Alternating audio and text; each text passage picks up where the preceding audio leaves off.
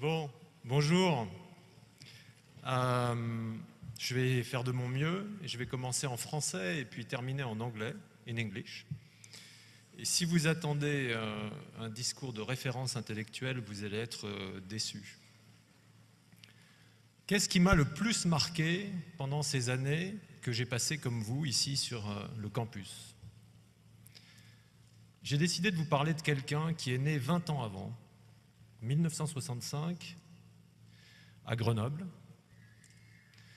Un petit garçon qui a eu une vie très pleine, une adolescence plus compliquée, turbulente, qui a fait une fugue, qui est parti, qui a trouvé un petit boulot comme ouvrier dans les travaux publics dans les Alpes, travaillant l'hiver au bord des routes, qui un jour a décidé de reprendre les études, a passé son bac, et puis là, premier accident, il a été interné en hôpital psychiatrique. Il en est sorti, il aimait la terre, il aimait l'agriculture, il aimait les paysans, il a décidé de devenir ingénieur agronome. Il l'est devenu, il a commencé à travailler.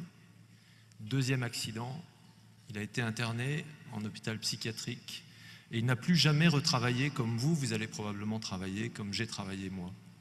Il est devenu jardinier, il a fait des petits boulots d'insertion, il a passé beaucoup de temps sur la place du quartier avec sa guitare. Et il est devenu l'ami de ceux qui se lèvent très tôt le matin car il ne dormait pas la nuit à cause de sa maladie. Il est devenu l'ami des éboueurs qui passent à 4 heures du matin en leur préparant des thermos de café, des vieilles dames qui avaient du mal à traverser avec leur cabas en revenant du marché, et de tout un tas de gens que ni vous ni moi nous ne croisons si nous faisons les métiers auxquels beaucoup d'entre vous vous destinez. Et puis un jour, il a décidé de rentrer au pays. Il est retourné dans son village, dans les Hautes-Alpes, retrouver ses amis agriculteurs, et le matin, il faisait du fromage à la laiterie. L'après-midi, il avait besoin de dormir à cause de sa maladie, et il allait près d'un torrent. Et en redescendant de ce torrent, il avait un vieux téléphone portable, pas comme le mien. Il le mettait près de la fontaine, et il m'appelait, et il me laissait un message téléphonique, tous les jours, avec juste le chant de la fontaine. Moi, j'étais avec le gouvernement chinois, de l'autre côté de la planète, dans mon bureau à Shanghai, à Paris, à Barcelone, au Mexique, avec vous peut-être. Et j'avais toujours cette petite voix, une fois par jour, qui me rappelait d'où je venais. Une nuit, quelques heures après que je l'ai laissé pour aller grimper en montagne, il est mort, emporté par sa maladie, il y a 5 ans. C'était mon frère. Qu'est-ce qui m'a le plus marqué pendant ces 3 ans ici?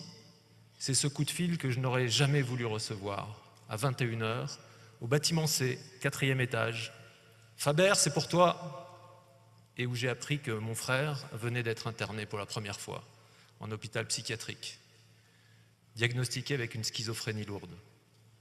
Ma vie a basculé, peu d'entre vous le savez, mais il m'a fallu apprendre à négocier avec quelqu'un qui a une arme à feu et qui n'a pas sa raison, apprendre à passer des nuits à le chercher dans les villes, apprendre le milieu des hôpitaux psychiatriques, apprendre à parler le langage des fous pour ne pas perdre le dialogue, découvrir la beauté de ce langage, découvrir que la normalité, ça enferme beaucoup, découvrir la beauté de l'altérité, m'ouvrir à plein de choses. À cause de lui, j'ai découvert l'amitié de SDF. De temps en temps, je vais dormir avec eux. J'ai découvert qu'on pouvait vivre avec très peu de choses et être heureux. Je suis allé séjourner dans des bidonvilles, à Delhi, à Bombay, à Nairobi, à Jakarta. Je suis passé au bidonville d'Aubervilliers. Vous savez, c'est pas très loin de chez nous, à Paris. Il y en a un. Je suis allé à la jungle de Calais. Et tout ça a nourri une chose. C'est que désormais, après toutes ces décennies de croissance, l'enjeu de l'économie, l'enjeu de la globalisation, c'est la justice sociale. Sans justice sociale, il n'y aura plus d'économie. Les riches, nous, les privilégiés, nous pourrons monter des murs de plus en plus haut, comme l'Arabie Saoudite le fait en ce moment, comme les États-Unis l'ont fait avec le Mexique, comme on est en train de le faire autour de l'Europe. Mais rien n'arrêtera ceux qui ont besoin de partager avec nous. Il n'y aura pas non plus de justice climatique sans justice sociale. Ça ne tient pas. So why am I telling you all of this? Because today you graduate. You're facing the future, and I would like to congratulate each and every of you. In the same time, you have now a very powerful tool in your hands. And the question is, what are you going to do with it?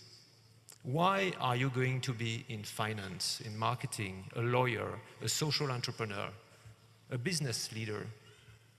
And how are you going to go about your leadership in these areas? Because in the same time, what I know for sure, after 25 years of experience, is that you have been taught that there was an invisible hand, and there is none. Maybe there is one, but I can tell you it's more handicapped than my brother. It's broken. So there are only your hands, my hands, all of our hands to change things, to make them better. And you have a lot to make them better. You will have to overcome three main diseases that easily come with the status that you just obtained through this graduation, my friends. Power, money, and glory. Glory, forget about it. This is just a never-ending race that goes nowhere. The list of Hall of Fame people is just here for people to look at their own name. They're not interested in anyone's other name. Money, I have met so many people when I was an investment banker, in finance, when I've been traveling the world, and I continue to do that. So many people that are just prisoners of the money that they've earned. Never get slave to money. Stay free. Know why you earn money. Know what you do with it. Stay free. And power. I think you can just look around. You'll see so many people that have power and just do nothing, just to keep that power, just to make sure that continues one day more. Power makes sense only if your leadership is a leadership of service. And how do you find the way that you will serve that purpose?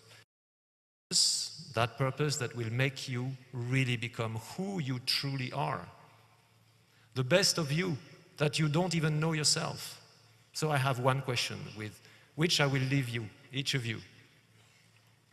Who is your brother? Who is this little brother, this little sister, which may be just inside each of you, that knows you better than you do yourself, that loves you better than you love yourself? That's this little voice that speaks about you being much bigger than you think you are. Who are they? They will bring you this voice, this inner music, this melody that is truly yours, your unique melody that will change the symphony of the world around you, big or small, it will. The world needs that, and you deserve this. So find your brother, find your little sister. When you meet them, say hello on my behalf. We are friends. Be well.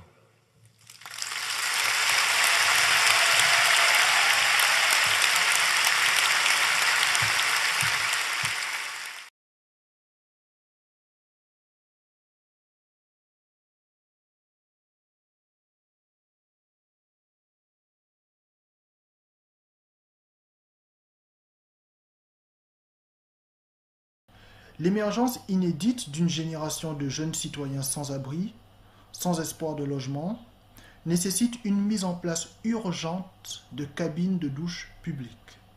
Ça, c'est la première solution. Deuxième solution, la population logée a un rôle déterminant à jouer dans le soulagement de ces nombreux jeunes citoyens sans abri.